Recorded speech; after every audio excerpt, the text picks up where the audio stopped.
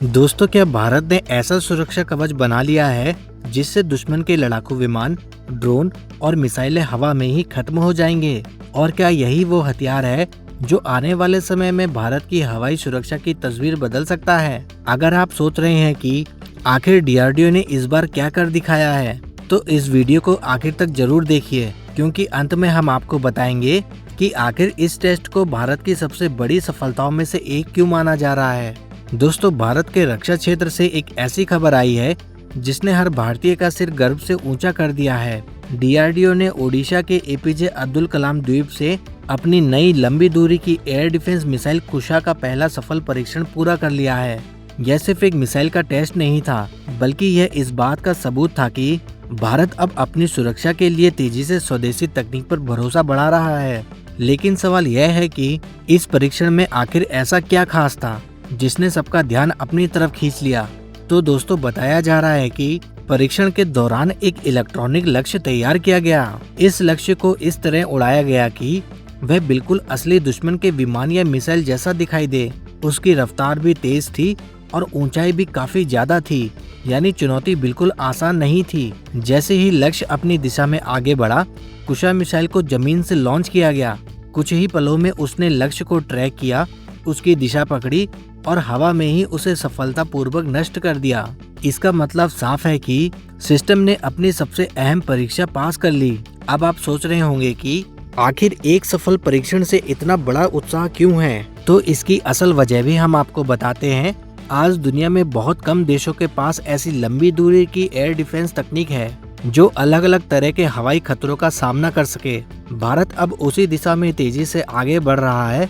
इसका सबसे बड़ा फायदा यह होगा कि भविष्य में विदेशी सिस्टम पर हमारी निर्भरता धीरे धीरे कम हो सकती है। यानी जो तकनीक पहले बाहर से खरीदनी पड़ती थी, अब वही तकनीक भारत खुद तैयार करने की दिशा में आगे बढ़ रहा है। अब सबसे बड़ा सवाल, आखिर प्रोजेक्ट कुशा को इतना खास क्यों माना जा रहा है?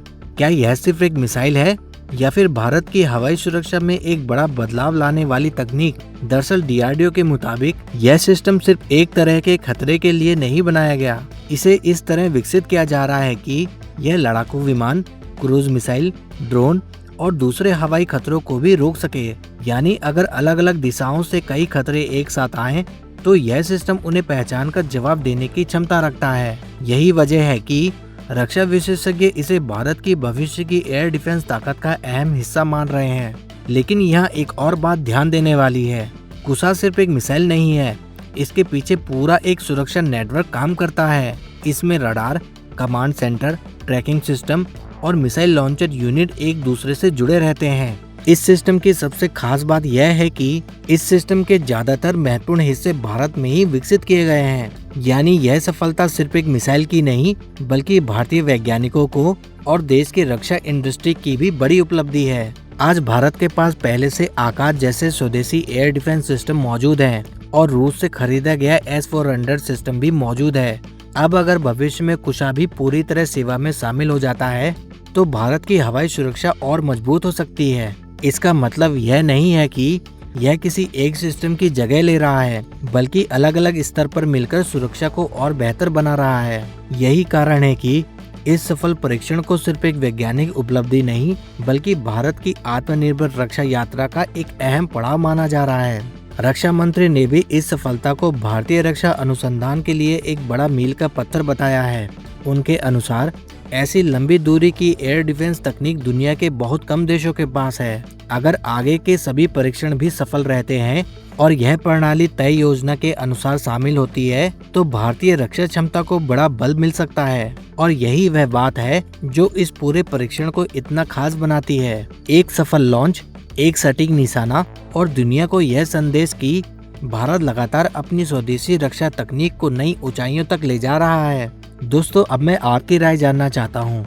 क्या आपको लगता है कि आने वाले वर्षों में भारत अपनी हवाई सुरक्षा के लिए विदेशी सिस्टम पर निर्भरता काफी हद तक कम कर पाएगा?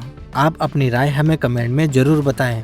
अगर आपको हमारे द्वारा दी गई खबर पसंद आई हो, तो प्लीज वीडियो को लाइक करें, शेयर करें और कमेंट में जय हिंद लिखकर चैनल को सब्सक्राइब जरूर करें। जय हिंद, जय भारत।